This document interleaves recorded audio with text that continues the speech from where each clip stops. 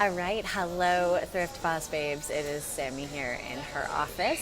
I'm here at a Whole Foods in New York City, so I'm going to keep my voice down just out of respect for all of my fellow coworkers here, as I like to call them, here at the Whole Foods office in the Lower East Side. But I am so excited for tonight's interview. This is one that I've just really been anticipating, really from a place of personal curiosity. I really love to follow thrift influencers and then also recognize the hard work that they've had to put into building their following, and recognizing it from a personal point of view, because I'm always consciously doing that, but I'm really not in my A game, guys. So tonight we're going to speak to Taylor of Taylor Made Style. She's down in Nashville, and she's going to talk to us all about how she's built what I like to call, for lack of better words, a micro following of thrift lovers and style lovers and lifestyle lovers. Taylor focuses on thrift fashion and has, a large following of about 7,000 to 8,000. I actually need to fact check that, Taylor. You can let me know. But she gets so much engagement. And I have suspicions as to why she gets so much engagement, but she's going to talk to us more about that, and really about the systems and the tools and the insights that she's picked up to really, again, just have this loyal following. And I'm so specific right now because I think sometimes we think about becoming an influencer and we're like, oh, we got to have 100,000, followers, but really, you can have 5, 6, 7,000 followers. And if you really created the space that they want to be, that they want to hang out in, they're going to keep coming back to you, and Instagram and other social media channels are going to keep showing your content to them. But it's all about learning and earning, obviously, but learning tonight some more steps and more insights and actionables as to how to do that. So Taylor is going to jump on board with us. I think this is her first Facebook Live. I tend to, basically throw people into Facebook Live before they've ever done it before. So we're going to cross our fingers that everything's okay and that the tech gods bless us tonight and we see her beautiful face and we jump right into this interview. If you have questions for Taylor, please ask them in the comments. We will address them at the end of the interview. And if you're not following her yet, I do have her social media information here on this Facebook Live description, and go say hi. She is just incredible, as you're about to meet. All right, so Taylor, I'm going to add you. And so I'm adding Taylor. We're going to cross our fingers at this, because that would be great. I'm going to do a little hair flip here to talk to the tech gods. Okay, I think I'm connecting. Hi, Taylor. Good, okay. You made it. Yay, I'm so happy to be here. I'm so happy to have you. Am I clear? You're very clear to me. Yes. Okay, great. Great. You look awesome. So, okay, Wait, sorry, 1 second. I'm going to unplug my headphones because I'm getting reverb, so 1 second. Oh, okay.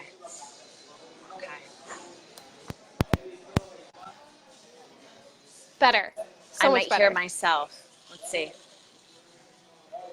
No, I don't. Okay, that's fine. Yay, okay, because that was what's happening. I was hearing myself later on, so I think we're all good now. Yeah, so I think all the Thrift Boss babes know this by now, but unless they're new, but figuring out the headset connection is the most difficult part of these Facebook Lives. Oh, yeah. So, but we did it. So, okay. So Taylor. Yay, we're here. Thank you. Thank you for saying yes. So I'm going to jump right into things. I know nothing about you other than you're a wonderful person, and you are so talented at what you do. And we're going to dive more into that. But I want to kind of take it back to the beginning. Do I have lipstick on my teeth? Yes, I do. No, I'm like, do I? I thought I got all of it. Anyway, okay. Awkward moment, but that's fine. So tell us, how did you get started shopping secondhand? Take us all the way back. I mean, if we want to go all the way back, I think so many of us thrifters and treasure hunters, we get started when we're kids, Right. you go to flea markets, garage sales, thrifting with your parents. And so that's kind of how I started off. I would go to garage sales with my mom. We would always do that on the weekends. I mean, now even when I go back, and I grew up in Tallahassee, Florida. So when I go back home to Tallahassee, We still do that on Saturdays. It's our thing. So it kind of started from there. And there was like a little local thrift store that we would go to as well that was like down the street from us. And I would get like, the play up dresses, like 80s prom dresses and things like that, just to like add to my dress up collection. So I was always very into fashion and stuff. So that always just kind of started my love of, treasure hunting. And then when I got older, when it really started hitting, like where I was just kind of thrift obsessed, Right. is we were going on a family vacation. This is when I was in 7th grade. And we get to the airport, which is like a few hours away from my hometown. And I'm like, hey, Mom and Dad, did you get my suitcase? And they're like, no, you were supposed to get your suitcase. So we were going all the way to Colorado from Florida. I had no suitcase. And, me being like a bratty teenager, middle schooler was like, oh, like, I'm going to go to the mall. We're going to get new clothes. Like, I was so excited. Yeah. And they're like, no, we're going to Goodwill. And so we went to Goodwill. And obviously I was at the time just like mortified that I was just, even though I had like grown up going to garage sales and stuff. But I went in and it was amazing. I was totally hooked. And I think I was converted to the thrift life. And I think it just continued and continued. And I remember you saying in your like kind of pre-interview email that you sent me that you scrolled back through my Instagram to 2014. I went all the way back. And so I was like, oh no, what's there? So I went back. Yes. But I was looking back like 2014. This is like just when Instagram started becoming, a thing. And even back then I was thinking about thrifting. I was always obsessed with it. And so it kind of just kept growing from there. And then I just think, probably in the last 3 years or so, I've really tried to switch over to like mostly secondhand, and that's just like what I do now. So it kind of just kept growing, but it started from a young age.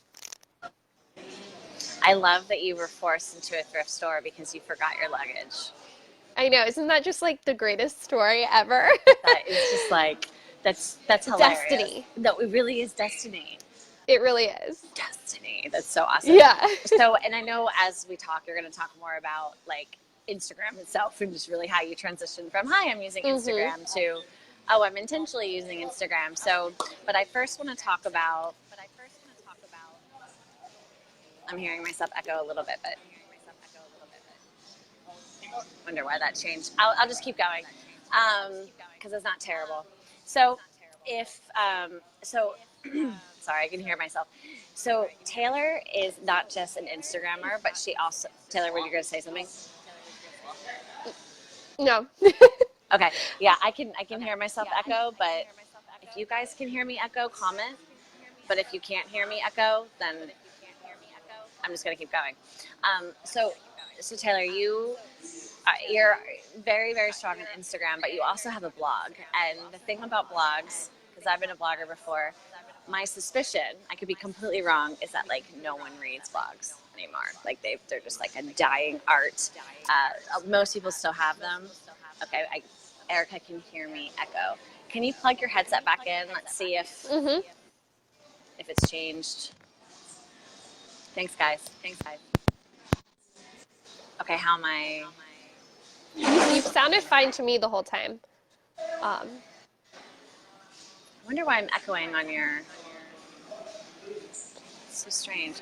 Here, I'm gonna pull mine out.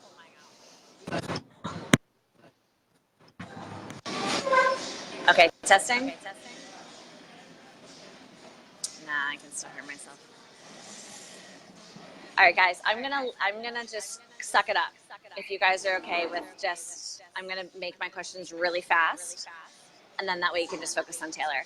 So Taylor, I want to hear more about how you started your blog, and then how you transitioned over to Instagram, and then what's happening with your blog, and what's your focus on it today. Yeah, so I started my blog about 3 years ago, in 2016. I was graduating from college at the, May of 2016, and then I started a full-time job, and I had this really big shift in my life because I actually got my degree from a music school in Oh, trombone performance. Yeah. Like I have this whole past life people don't even know about. It's so funny. I went to school in Boston at this really small music conservatory called New England Conservatory. It's also where I met my husband. He also plays trombone, and he's now in the Nashville Symphony, so that's why we live here. Yeah, I know. It's so funny. Like, we met in trombone class. We're huge nerds. But anyways, I digress. So I was leaving music school, and kind of my senior year, I had decided that I didn't want to do, I didn't want to play trombone full time. I didn't want that to be my career anymore. So I finished out my degree and everything, and now I have what is still my job now. Um, but it was just a huge shift because I right. was going from this very artistic background to having like a 9 to 5 desk job where it's like emails, spreadsheets, like it's so like black and white difference. So I was just really feeling like I needed that like creative outlet. And again, I'd always loved fashion and thrifting. So it was just like a no-brainer. Like I had thought about, starting a blog for a while, and kind of once I got into working for, I think maybe 4 months or so, I had kind of like gotten into a little bit of a groove there Yeah. that I felt like it was a good time to start it. And I had no idea what I was doing. I just like bought a domain name and started taking photos in front of like my garage door Yeah. before I went to work in the morning, and be like, that's what I would like post on Instagram. And then my blogs, like I would like try to have themes where I just do like post about an outfit. I would like, my husband would just take my photos. He was my boyfriend at the time. My husband would just take my photos, and that's what I would do. And so I've had my blog for 3 years now, and I definitely understand what you're saying. Like, people don't really read blogs. And when I started my blog, like, I think I would go on there and be like, 5 people read a post. And I'd just be like so ecstatic that even 5 people like read this post. Yeah. Um, and now it's definitely a lot more. And I think kind of where blogs are changing is people want to see video content, so that kind of everyday stuff that I think people were posting on blogs is not really as relevant anymore. You can make an Instagram post or like a video or an outfit of the day or a story or something, and like I think there's people that like that better, and I just kind of figured that out through seeing the engagement. Like, obviously I can look at the numbers on Instagram, I can look at the numbers on my blog and see that there's more engagement there. There's more people that are excited about that. I'm growing faster when I focus on video content, and like people want to see like a personality and stuff like that. So what I've kind of shifted for my blog is reining it back a little bit. I don't write as many blog posts anymore because I don't just want to like overwhelm people and just like they are not going to go click on it unless it's something that is really a resource for them. So I've really started, like, I've shifted in being like, how can I get like as much like clicks from Google, like, best thrift shops in Nashville, or like fall trends, something that can really like act as like a guide for people, or just something that they can really use as a resource rather than just like read about my outfit, or you know what I mean? So that's kind of where I've kind of routed my blog. I still always want to keep it because it's like where I started. I still want to have like a website. It makes me feel, I don't know, I guess more legitimate when I have, Yeah. yeah. Like, I'm like, okay, if I don't have a blog, like, I'm not a blogger. Even though there's like, I feel like there's so many different terms for blogger now, but to me, I'm like, okay, I still want to have my blog. It's not something that I post on as frequently anymore because I really just have had to shift my time into like what I can see more engagement and growth from, what I have more interest in, and then hopefully what I can monetize a little bit more. So if I had all the time in the world, if I didn't have a full-time job, I would be posting more on the blog. I would be, doing all of the things, but you kind of have to take a step back sometime and figure out what are the biggest things that you should hold on to and go with that. And you don't want to, spread yourself too thin and trying to do too much. So I just try to focus on more like video content and posting like everyday outfit photos for people, and just moving towards that. But still, writing blog posts every once in a while just to have it as a resource for people. I love this, and if you guys are tuning in, you're going to hear me echo.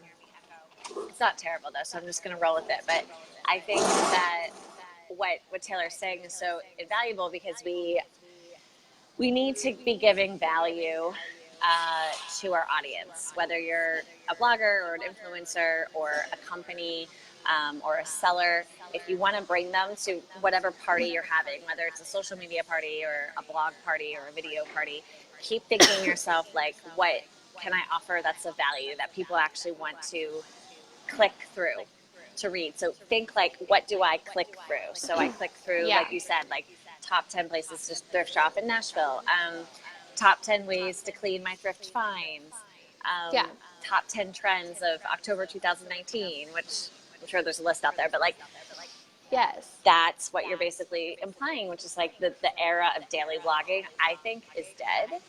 But the era of, like, all right, let's produce this post over a week and maybe post once a week or once every 2 weeks.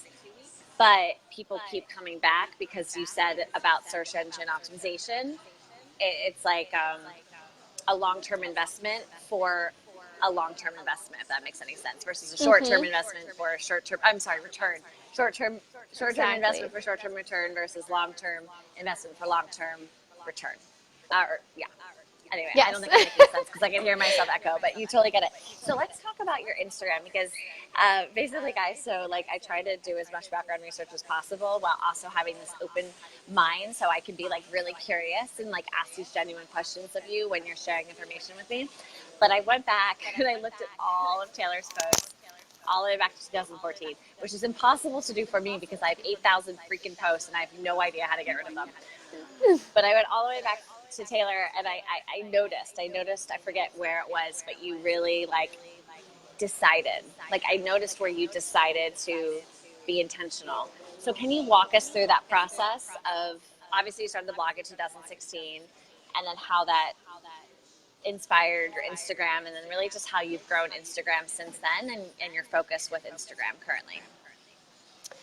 Yeah, so I think, again, like I just started with what I could do. So, back in 2016, what I could do was take a photo in front of a wall, and that was totally fine for me. And like you slowly start to get, like just wanting to get things better. So, then I bought a camera and I would take like those kind of photos, and I would still, in terms of just like apps and stuff like that, I would just edit everything like either on like an Instagram filter or maybe like VSCO, the VSCO app, or Color Story or something, which are great apps, but I kind of just, it wasn't consistent. And I felt like it just took me a long time to kind of figure out what my brand was. And I still feel like it's changing. Like even a few months ago, I was kind of like, oh, I don't really feel like I want to edit my photos like that anymore, or I don't want to like, be this certain aesthetic or what. So I feel like you're always evolving and changing, and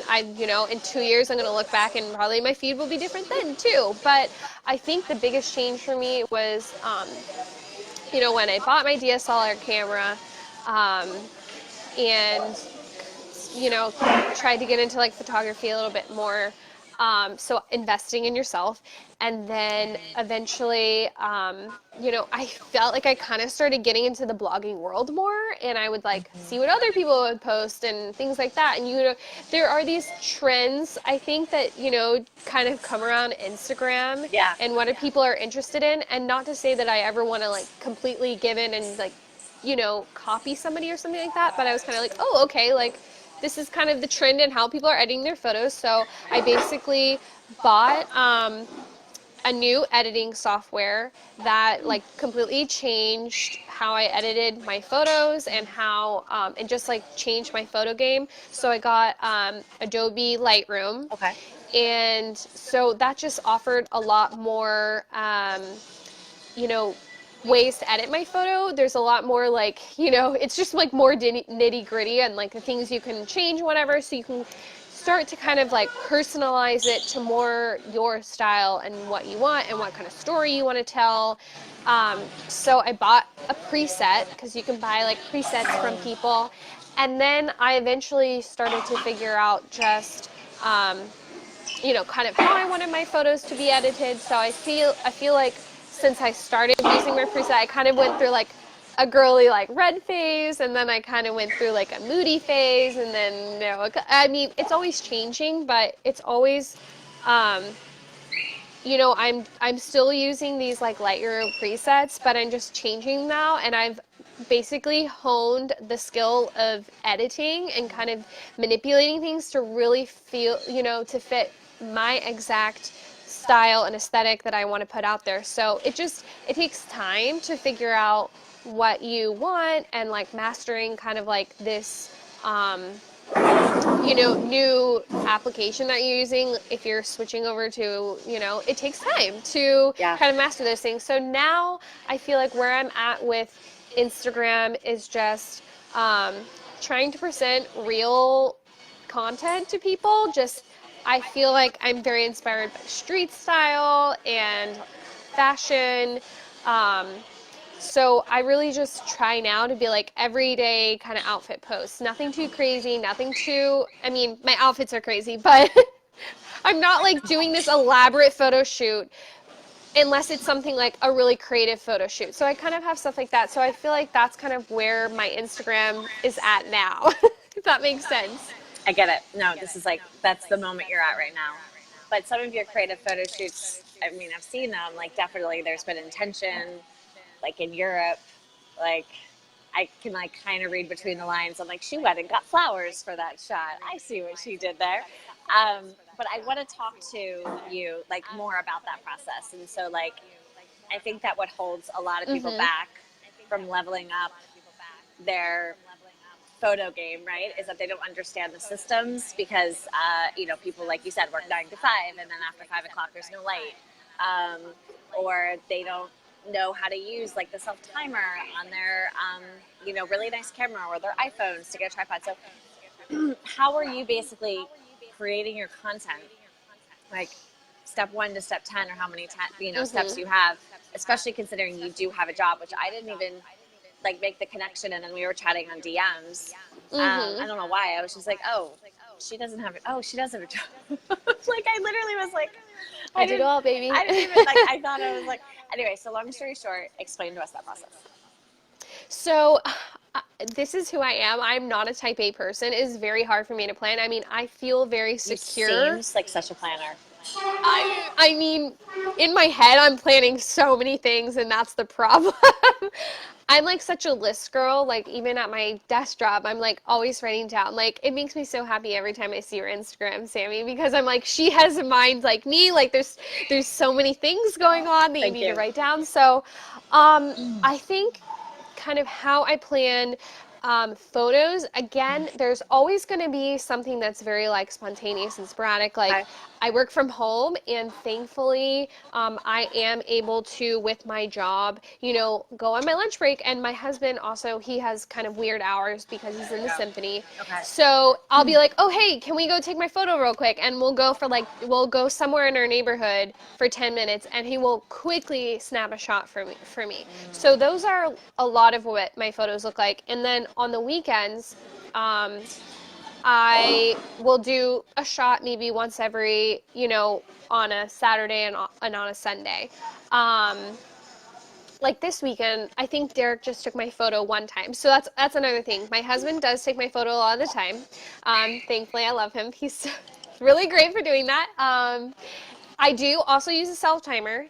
So there's so many there's so many resources out there if you want to take your own photo, and you can do that too. Like if you have a 9 to 5, go on your lunch break, drive somewhere, get a tripod, set it up, get the self timer on your phone, or get the little clicker. Like you can do it. And there are plenty. You can do it on your iPhone. You can do it on every camera has some sort of self timer. You can do it. I believe in you guys. Yeah. But so when I don't have him around, then I will do the self-timer. Or thankfully, this is one of the biggest things that really helped me grow creatively. Like thankfully I live in Nashville where there are a lot of creative people, a lot of people my age, entrepreneurs, people that are like me. And so I kind of got in this crowd of people. I went through, there's basically kind of a group here called the Nash Gals. So I went to this group called the Nash Gals, and they would host like free like happy hours of stuff, you know, things like that, like free events and things like that. And it would be other creative women that would go. And that's literally how I met all my friends now or through Instagram. And so those people really helped me build up who I am creatively. They were like bloggers or artists or, you know, just people who like to be creative. And I would go out with them and take photos with them. And we would take photos of each other, or we would like, you know, have people take photos of us. Like I would really use the resources of my friends to get, you know, the content that I needed to get. And now one of my friends who was a blogger at the time is now a photographer, and all of the kind of more artistic, I would say, kind of shots on my Instagram, I'm like giving her a shout out. Her Instagram's Voicing Vision. You'll definitely see her on my Instagram account. But all of those kind of more artistic photos I do with her. Okay. So it really helped me to grow these relationships in my community that I could like rely on these girls. I mean, they're my greatest friends now. And it was just, you know, a thing that we could like feed off of each other creatively. And, you know, we would do other things like have little collage nights and things like that. But it was like a way to like be creative with somebody, and they totally want to take your photo and you want to take their photo, and it's just fun. So I also do some of that with some photographers in the area, but mostly it's just, you know, old-fashioned, just here's a warm body, will you take my photo kind of thing. Wow. Like you just use the resources that you can. So your last photo is amazing. It's up, and you're like wearing this kind of 60s dress. Was that by your husband? No. So that I went to dinner with one of my friends, and there was like a little sliver of sunlight left in the day basically. And we're both bloggers, and she's like a fashion stylist and everything. So, you know, like these are the type of friends I have. So I have no, you know, I will ask anybody to take my photo. So I'll say, hey, like, do you want to take a photo? And she's like, yeah. So I took a photo of her, and you could go to her Instagram and see the photo I took of her, and she took a photo of me. So she did that one. Yeah. So again, just ask anybody. And just to like piggyback off of that, I think that again we get caught up in our heads and we're like, oh, I do need the tripod. Oh, I do need the DSLR. Oh, I can't ask that person because they're going to judge me. But, like, just do the damn thing. Like, when I'm on my tours, I ask people to take my photos if I connect with them. Because it's like you said, basically, Taylor, like, if you're connecting with someone, they're usually going to, like, understand your creative vibe. So, or you could be like, wait, can you take it that way? Because I'm going to stand over here this way. Oh, I will get specific. And when I do, I'm sure we'll talk about it a little later, but when I do my segments on IGTV, a lot of those thumbnail photos, I literally just go up to a random person in the thrift store that looks nice, and I'm like, hey, will you take my photo? And they're like, yeah. Nobody has ever said no. So I'll throw that out there. I've been doing Thrifty Thursday for, I think, a year now, and nobody has ever said no. So I will literally ask a stranger. I love this. Guys, see, it's not as hard as we think. It's not as hard as I think, because sometimes you build up to it, but then just you get a tripod. But it's actually more uncomfortable with the tripod. So imagine that I feel like it makes the scene a bit more, It makes the scene. Yeah, it's better if you just ask someone. It's definitely something you have to get over, and I feel like I have no filter now, and I don't even notice, especially filming in a thrift store. Like, you know, there's always the thrift store weirdos that are staring at you, and I am just no shame. It takes a while to just build up to. You get used to it, like talking to the camera, or it's just like any skill. You just build up to it. Yes, yes, yes. I love that. So this other photo I want to talk to you about. It's beautiful. It's like a white wrap dress. Oh no, did I lose you, Taylor? Shoot.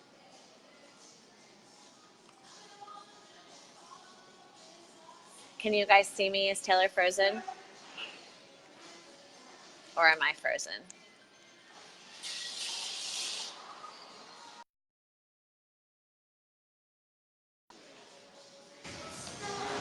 All right, we lost Taylor. So when she comes back on, if you guys can see me, please comment below. This happened in our last Learn and Earn where we froze, but I didn't lose the guest, so I think that probably Taylor's Wi-Fi is not that. Okay, awesome. Yeah, it's probably her Wi-Fi. I'll message her. All right. Producing this Facebook Live, guys. Thank you for your patience. This is such a good interview. I hope she comes back. She's going to come back on. All right, let me message her. Thank you, Julie. I appreciate it. Hey, Deirdre. We're just waiting for, thank you, Jess. We lost ya. Just jump back on. Well, anyway, I will kind of recap. Kid, you're not echoing anymore. You're funny. Taylor's back. All right, so guys, I'm going to add Taylor again. Let's see. And not a big deal. This happens like every other interview. It's a tech bot. I'm so sorry. I don't know what happened. I was watching the whole time. You're like, I hope she's here. And I'm like, I'm here. I don't know what happened. Okay, we're back. Are you connected to Wi-Fi? Yes. Someone tried to FaceTime me, and I think it just threw everything off. That's what it did. Yeah. So hopefully. Just decline. I did. Yeah. I declined it, and then it just froze. So, anyways, I'm back. It threw you. Gosh. Yeah. Yeah. It's like it was so weird. I'm sure. I can't complain. This is a free tool, so I can't be like, I wish that there was another way. Oh no, did I lose you again? There's always going to be technical difficulties. Okay. But anyway, yeah. Amen. Exactly. And we were just talking about that because there's always going to be weirdos in the thrift store looking at you as you take photos.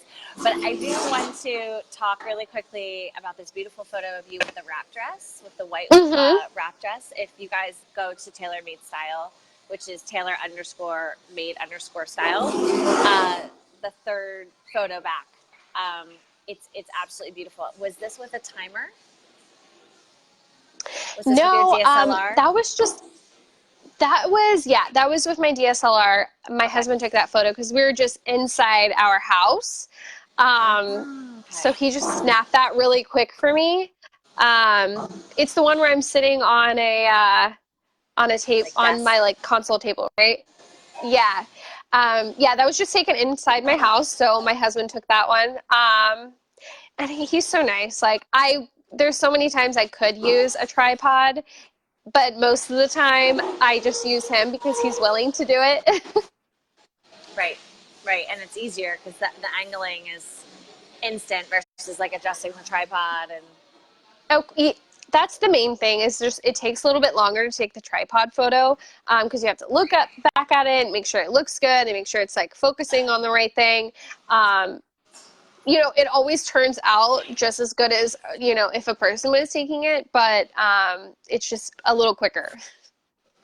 Now, quick question. It sounds like you're using iPhones and DSLR. Is there an acute difference, or do the presets with Adobe Lightroom even everything out in terms of quality? I definitely think there is a difference. Most people, when they release a preset, they will have a desktop version and then a mobile version. But I just use the same preset for both. It obviously does, it reacts a little bit differently on each, so you kind of just have to adjust it accordingly. But it's pretty much, I feel like it goes, can be used for both things completely. Okay, cool. And then Betty had asked what a preset is. So I'm going to explain, but if I'm not correct, please correct me. So a preset is kind of like, Betty, you want your pictures to be a consistent look and feel and vibe, which is, for lack of better words, a filter, but it's really just a coloring. And so a preset, everything's preset. So you're not like tweaking it manually. It's just almost as if you're going to take a bundle of photos and just like paint over them so that they all have a similar look and feel. Am I correct, Taylor? Yeah, it's basically like a filter. So you click it and it just applies like a filter. Even, when you upload a photo on Instagram, you can put a filter on it. So it's basically like that. They just call it a preset because that's what it's called for the Lightroom app. So, and then again, Lightroom is just an application with Adobe. So instead of editing it on the VSCO app or in Instagram, there's a million other editing apps, but that's just what Lightroom calls it, is called preset. So it's really just a filter. It's just a fancy word for filter. And then you can, again, edit a little bit more on top of that. Like maybe, you want the exposure up a little bit, so you can slap the preset on, and then you can still adjust it from there. But it's basically a filter that kind of, gives you a same consistency in your feed. Yeah, yeah.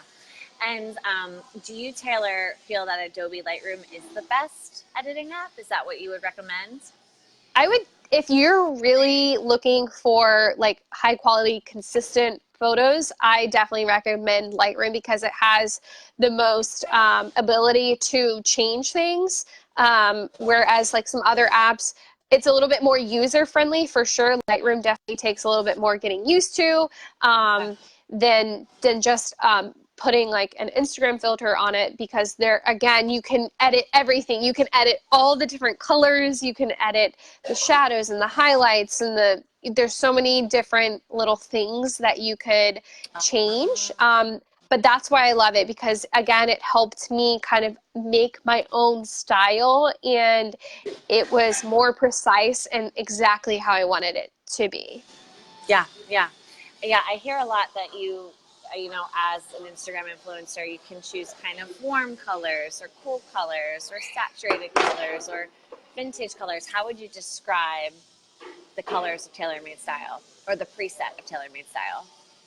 I would say mine's like everyday, like street style. And I recently switched over, so I feel like if you go back in my feed, even like a few months ago, it might be a little bit more. And again, I don't use the same preset on every single photo, but I still try to have a consistent look. I use an app called Preview. So once I'm done editing the photo, I'll pull it into this app called Preview, and it will pull all of my photos that are currently on Instagram. So it'll show me my current Instagram feed, and then I can add whatever photos I want and like move them around. And then I can kind of say, oh, well, the photo I just edited, it looks a little bit cool, or maybe it looks a little bit too saturated or too whatever. And so I can go back to Lightroom and I'll like tweak that, and then I'll bring it back in and be like, okay, I feel like it matches a little bit better now. I don't try to focus so much on like, does this photo match exactly what my feed is? Again, I like some spontaneity. I like to have, okay, maybe this one, I wanted more of like a vintage feel on this photo, and this one I wanted to be a little bit more like dreamy and hazy, and so I still try to look at the whole feed and just make sure it fits in there somehow. Or maybe, I want to post this photo before I post that photo, just how it lays out. But I will basically, any photo I take, I will post it in the feed. I would never like not post a photo just because I don't think it fits. Okay. Because I think people really, you're scrolling through Instagram, you're seeing just that singular photo if you're following that person. Rarely are you going to go to somebody's profile and really just stare at their feed and say that photo doesn't match, you know what I mean? I think people, and this is even from like feedback, like research I've done, that people care more about like the individual photos and how they look as opposed to the overall feed. So while I do consider the overall feed and have this preview app that I can kind of look at and tweak my photos with Lightroom and all that stuff, I still try to focus on the individual photos themselves. I love that so much, and I just think, again, we're talking about a platform that's evolved over 7 years. 2012, I think Instagram came out. And Yeah. it used to be for an influencer, your grid had to be whatever. It had to be a work of art. It had to be like a Monet or a Picasso.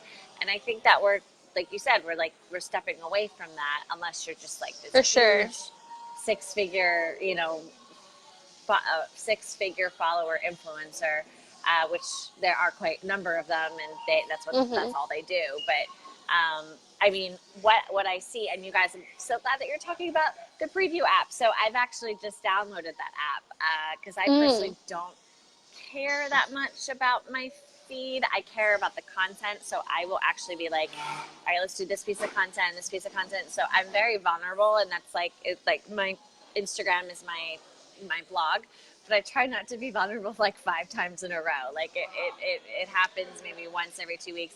I'm actually now consciously trying not to post about my thrift tour every single day because I now have an Instagram handle for that. So I try to spice up the content. Is that something you also think about, Taylor? Like, okay, this is about home, this is about love, this is about Definitely. Again, I try to plan as much as I can, but there is a lot of spontaneity to it. But I feel like I always have kind of a backlog of photos. Yeah, I know. I wish I could come on here and tell you guys I have it all figured out because I definitely don't. I have, what I'm doing right now. But I do in terms of, I'm not going to post 3 home photos in a row or, you know what I mean? It's still I want to incorporate a few things, but still my main thing is fashion. So it's going to be like outfit photo all the time. And in terms of like my stories, I feel like I keep those a little bit less like edited. I want them to be a little bit more raw. I don't want them to be like unpolished or unfinished, but I still want it to be very like every day, like this is me, I work from home, like this is what I do. I want to be relatable and still like a fashionista and show people that like you can create your own unique fashion like based off of who you are. And so I really try to focus on like everyday kind of stuff, and in my feed it's mostly you're gonna find outfit photos, and then here's a photo of Derek and I every once in a while, or here's a home photo. But usually that kind of content will kind of go along with something. So if it's like a home photo, maybe I released a home blog post or Thrifty Thursday or something. And I do try to like space that out just so it's not, home, because that's not who I am. So I really try to, I would say if you're going to break it down into like ratios or percentages, it's, 80% fashion and then like, maybe 10% like raw, real, you know what I mean? But it's still going to be the majority fashion, outfit photos. That's who I am. That's my bread and butter. And, thrifty kind of content. And then every once in a while throw in, some other little bits of things. Because I know why people are there is really to follow the fashion, and they do like the other stuff. Like if you went to my blog, I've posted about like vegan recipes and things like that, because I'm vegan and that's still a big part of who I am. But I know it's not why people follow me. It's just like maybe a little extra thing that people like to find out about. So I'll do a little like, once in a while blog posts, things like that. But for the most part, it's going to be fashion, thrifting, secondhand, and then a little bit of other stuff thrown in between. And so yeah, I try to spread that out. I'm not going to post a home photo one day and then 2 days later post another home photo. It's going to be maybe another few weeks and then I'll post another, or you know what I mean? Kind of sprinkle it in. It's super helpful. Like it's super helpful to hear that. And there's a few like huge questions I want to ask, and it's funny because I follow you obviously, and I just saw that you recently, like maybe 2 weeks ago or a week and a half ago, you had a sponsored post, which was so exciting. Yay! I'm blanking on the company, but I know it's a wedding registry.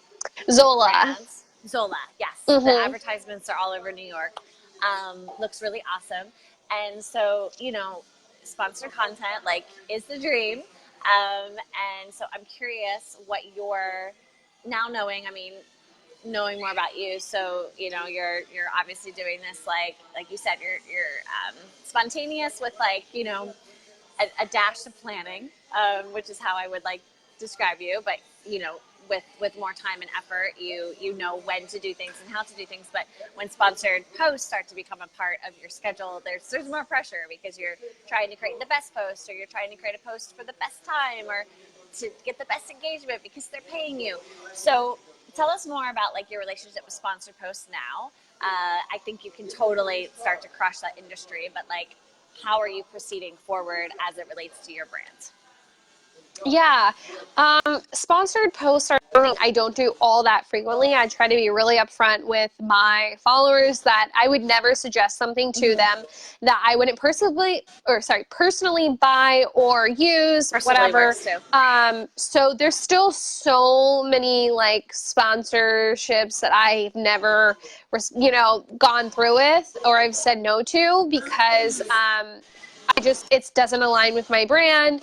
I don't, I want to post quality stuff that I really believe in. So, for example, Zola, like I actually, we use Zola all throughout our wedding planning and our registry. And so that was a company I felt so, happy to be working with and to, refer, people to, because I do like their stuff. And I think it's more difficult for people that are thrift influencers or people that are like mostly thrifting because one, that's not really my brand, is to work with all these brands all the time.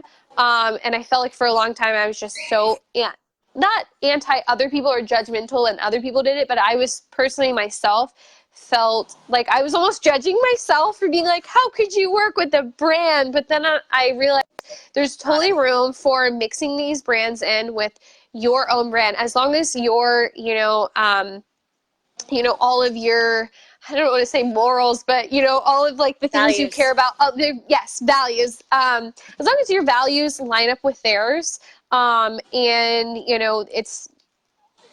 then I think that these partnerships are great. For me, I'm not at the point where I reach out to brands yet. I definitely know I could. I know that there's definitely room out there to be monetizing this, but it's always, how much can I really get done? And it's kind of like you work on doing these things every day or just like to keep up every day. And then you have these more long-term goals that are like, okay, like eventually, like it'd be nice to have like, assistant or an agent or like just like reaching out to brands yourself.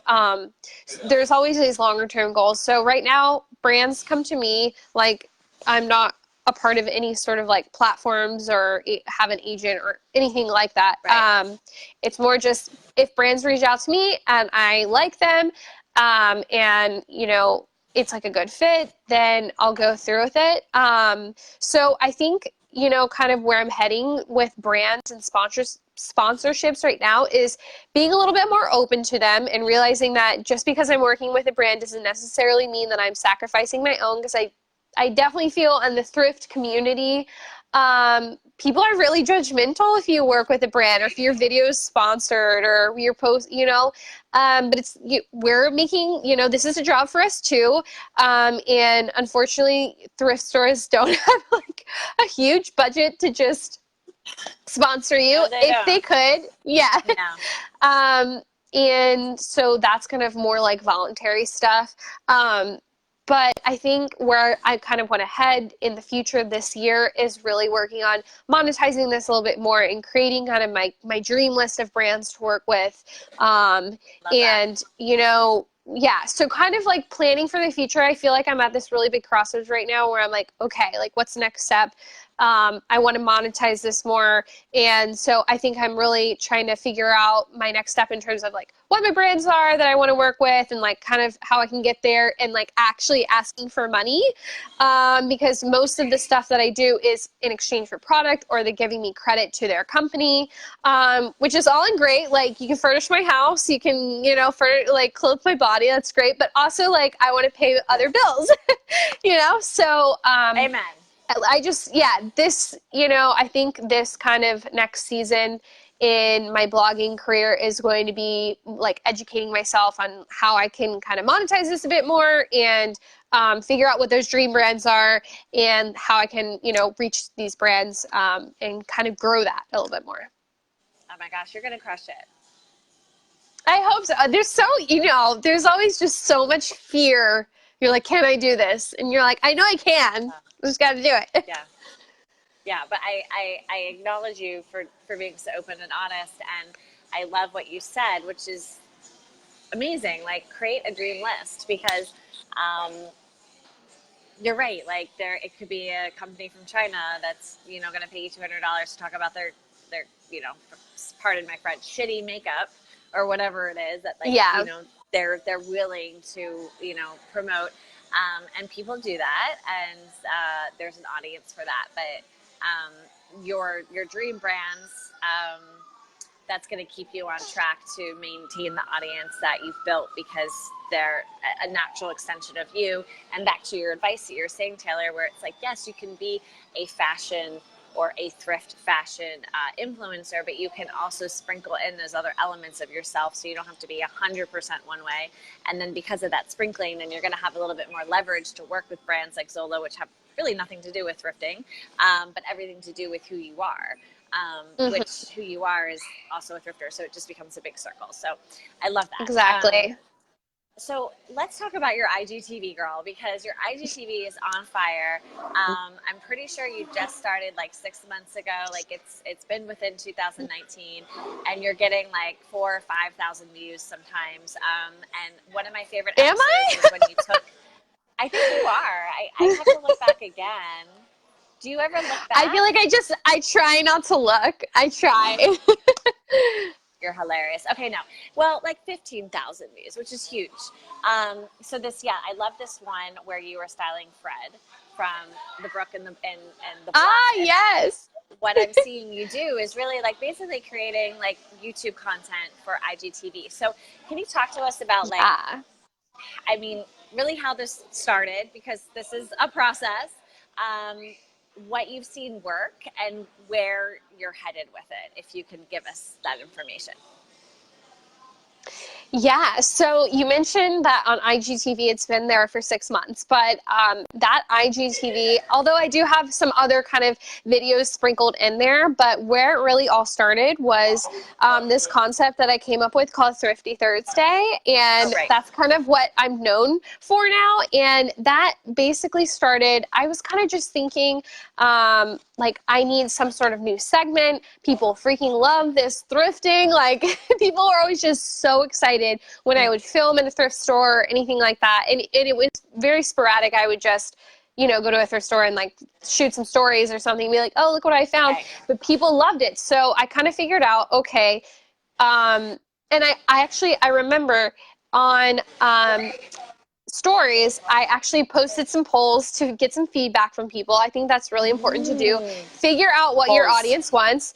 And then the last thing I asked them, I maybe put 5 questions like, do you want this or this, and things like that. And then the last question I posted was like, why do you follow me? And almost every single answer was because of thrifting. So I was like, okay, how can I incorporate more thrifting? Like, obviously I'm so like thrifty and, and what I wear every day, but like, how can I bring more? So I was doing a series on my Instagram stories, like maybe 2 years ago now. And every Friday I would have like Friday Get Dressed with me, and I would like show people like how I get dressed. And so then I was kind of like, I'm bored with that and I want to incorporate more thrifting. So maybe I'll start this thing called Thrifty Thursday.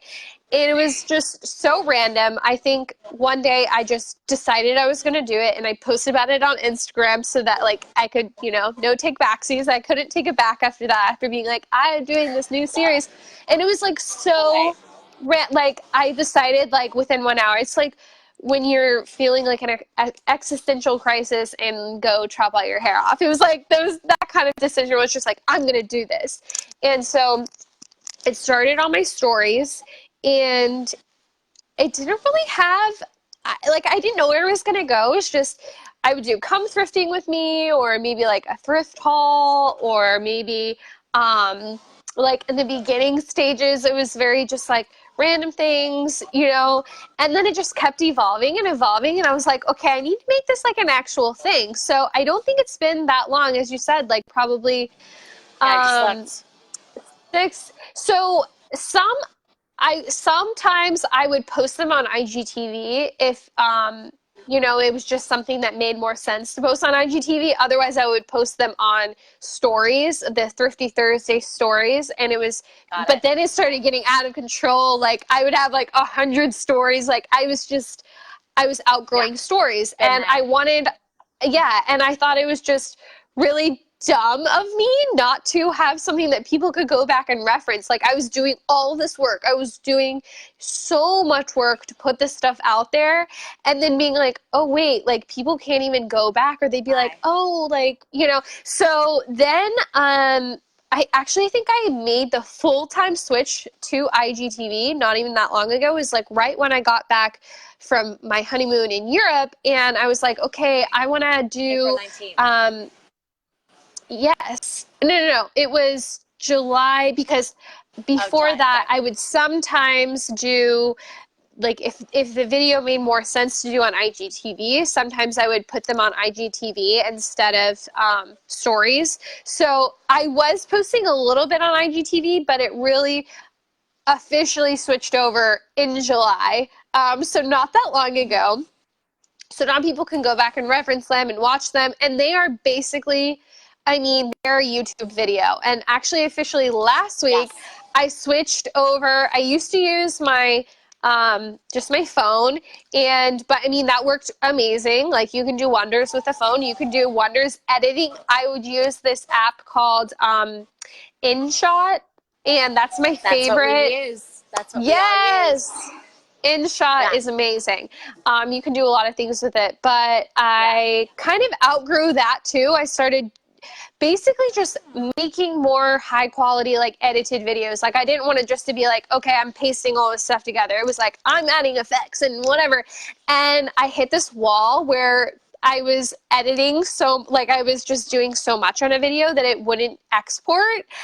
So then I was like, okay, like it's time, you know, I've kind of outgrown this. So I kind of just took these baby steps of being like, okay, like now I guess I'm gonna go to a better editing software. So now I use Adobe Premiere, which is another really great editing software, but it's definitely more like if you're going to be like a YouTuber, or you know, it's a lot more difficult to learn than just like InShot. But I loved InShot. I will forever use InShot because it was great. I just outgrew it, and I officially last week switched over to I have a Canon G7X, which is my Okay. vlogging camera.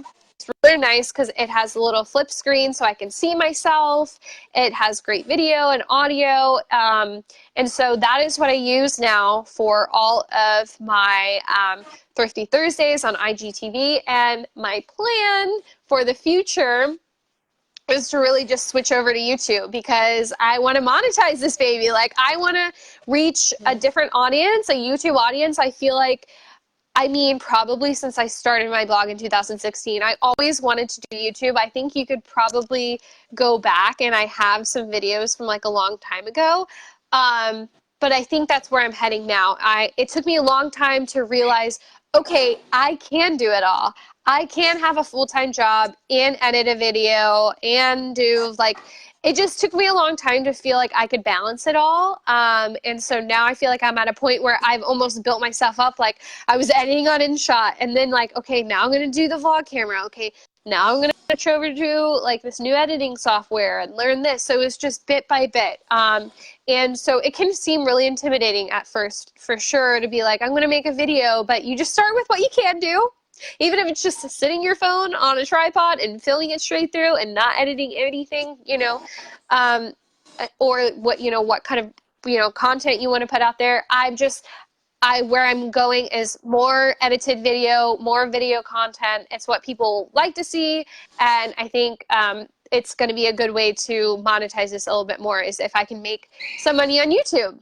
Yeah. So hopefully, fingers crossed, I think in the next few months, that's where I will be heading for You're Thrifty Thursday. you're totally gonna head there, and like what I just really hear you saying that I went on the Thrift Boss Babes to hear very clear is like Taylor has just started with what she's had like the entire time. Like at the very beginning of this interview, she's like, I just used to take photos against my closet wall or like my door to my Yeah. house, you know, my front door with natural light. So, you know, so often we just let perfection come in the way, and it is important to do the best that we can. But the truth is, you're not going to even create the space in your life, whether that's energetic or physical, for new things to come in unless you get started. And where Taylor is now is she's like, oh, I used to think I only had this much time, but I've actually developed all these skills and it's much easier and I have a process. And so you're leveling up because you started with what you had. And Yeah. now you're going to go on YouTube and you are going to reach a huge following that's different than Instagram, but it's going to carry over to Instagram, and you're going to explode, basically. I hope you're right, girl. Oh, I'm right. I know. I know. So this is not actually a question on the list, so I hope I don't. I haven't even looking at the list. We're just chatting. Oh yeah, we're totally just chatting. You have been awesome. I know this is something I've definitely struggled with. Do you ever compare yourself to others? Oh, all the time. Okay. All How do you work the through time. that? Like, what comes up for It's you? really, I mean, it's really how I go to therapy. Awesome. Just to be honest, I meditate and go to therapy. So like those are the things I do, like mentally, to just try to better myself, you know, just try to be in a better mindset. But it's, you know, it's constant. You're constantly looking at other people or what they're doing. And for me, it's never been like, oh, I want to look like this person and whatever, you know, or I've never really felt physically like bad that this person looks like that. It manifests in different ways. For me, it manifests in I see other creators out there and I'm like, why didn't I think of that? Or why haven't I done this? Or like you think of an idea and then you know, have it drafted in your brain and then someone else actually does the project like a few weeks later. So it's always that feeling like you're not doing enough or you're not putting out creative, you know what I mean? It's from a content creator's perspective, it's like, it's more just why can't I do more? Or like why, you know, but I think you can't get hooked up in why you didn't do something. You just have to, one, probably just get off Instagram for a little bit. And yeah. I don't even mean like take a whole break, but just when you feel like those, you know, feelings are coming up, I will just close down the app. Like it's time for me to not look at this anymore, or mute that.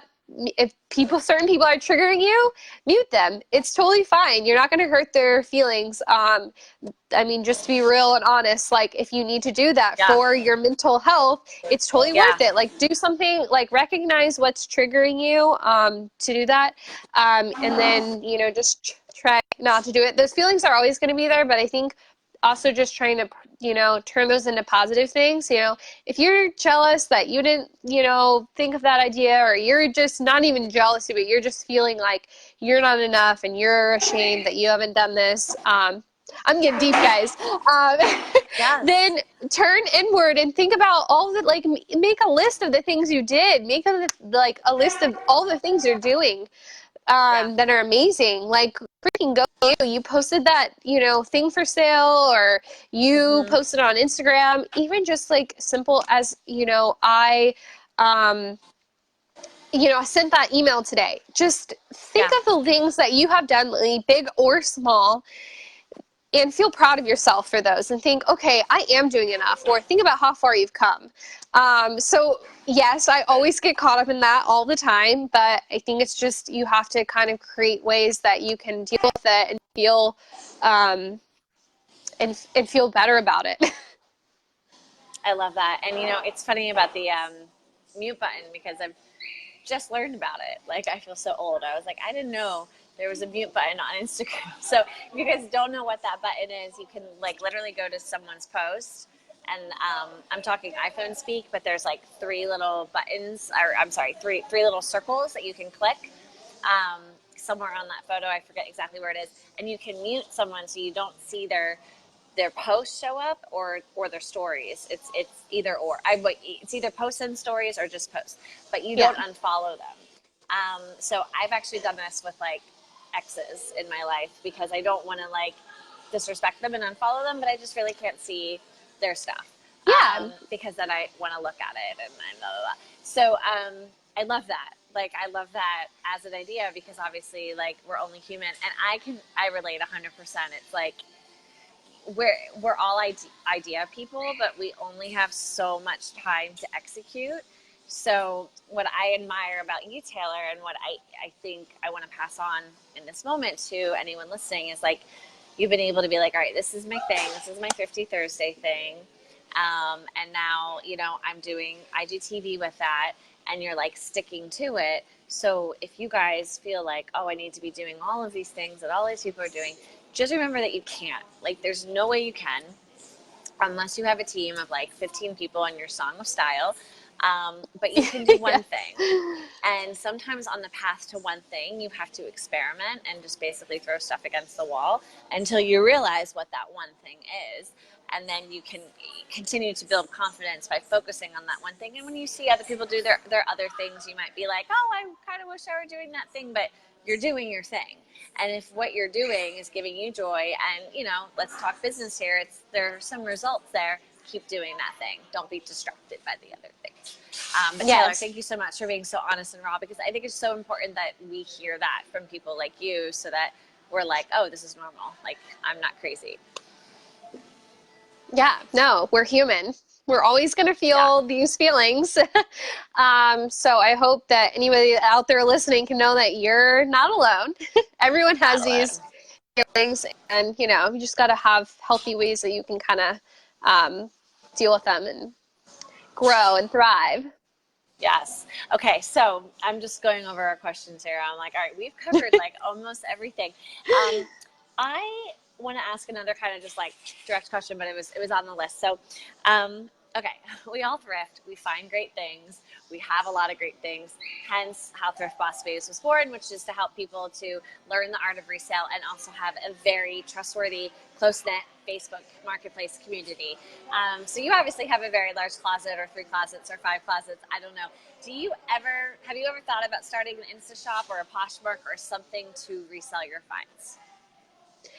I actually, it was probably 2 years ago, I was on Depop, and I was doing, and I probably did Depop for a while, and I was like really thriving. Like, I loved it. I had my, I loved it, but it just took a lot of work. And I am a perfectionist, so it wasn't, I was like going out with my friend to take photos, and we would like take photos of each other because we would both do Depop, and it just got to be so much, especially when the sun started to go down and I had to like work all day. I couldn't do it, but I loved doing it while I could. But I don't know if I'll ever like start a whole new shop where I would like brand it and everything. I might make it an extension of Tailor Made Style, where you could like shop my closet on my blog, and maybe I just have, once a month I just like upload, 10,